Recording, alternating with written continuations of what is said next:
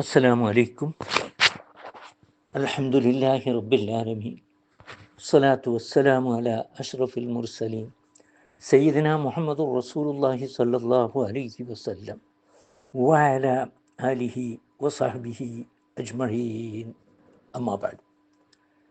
ഈ ആയത്തിൽ നല്ല പ്രവർത്തനങ്ങൾ ചെയ്ത് ജീവിച്ച് മരിക്കുന്നവരുടെ അവസ്ഥ വിവരിക്കുന്നു.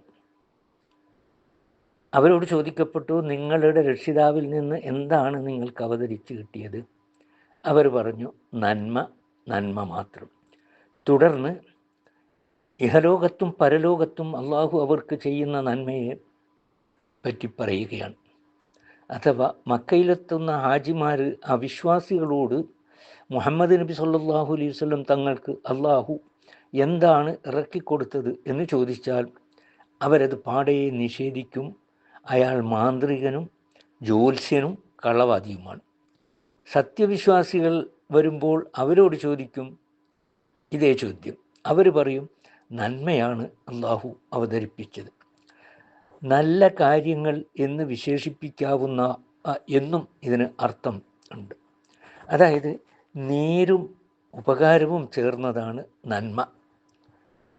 അതിൽ വിശ്വസിക്കാത്തവർക്ക് വിപരീതമായി അവരതിൻ്റെ സത്യത സമ്മതിക്കുന്നവരും അതിനെ പിൻപറ്റുന്നവരുമാണ്. വിശ്വസിക്കുകയും സൂക്ഷ്മത പാലിക്കുകയും അതനുസരിച്ച് നല്ലത് പ്രവർത്തിക്കുകയും ചെയ്തവർക്ക് ഇഹത്തിലും നന്മ ലഭിക്കും.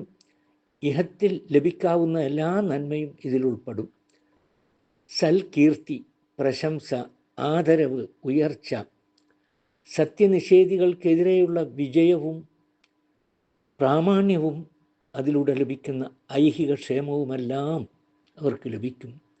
ബദറിലും ഫത്ഹ് മക്കയിലും കിട്ടിയതുപോലെ അതിനു പുറമെ ആത്മീയമായ ഉയർച്ചയും ഉണ്ട്. പരലോക ഭവനമാകട്ടെ കൂടുതൽ ഉത്തമമാണ്. പരത്തിലെ നന്മ മഹത്തായ പ്രതിഫലമാണ്.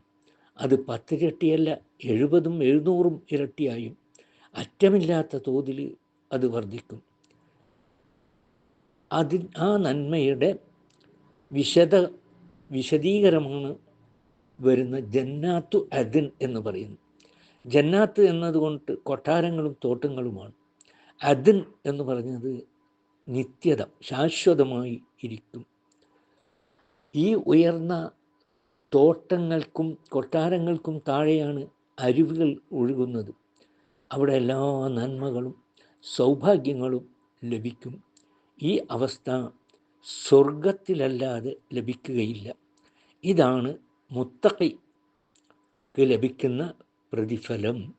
അല്ലാഹു സുബ്ഹാനഹു തആല നമ്മെ എല്ലാവരെയും അക്കൂട്ടത്തിൽ ഉൾപ്പെടുത്തുമാറാകട്ടെ. വാഖിറു ദഅവാന അനിൽ ഹംദുലില്ലാഹി റബ്ബിൽ ആലമീൻ. അസ്സലാമു അലൈക്കും.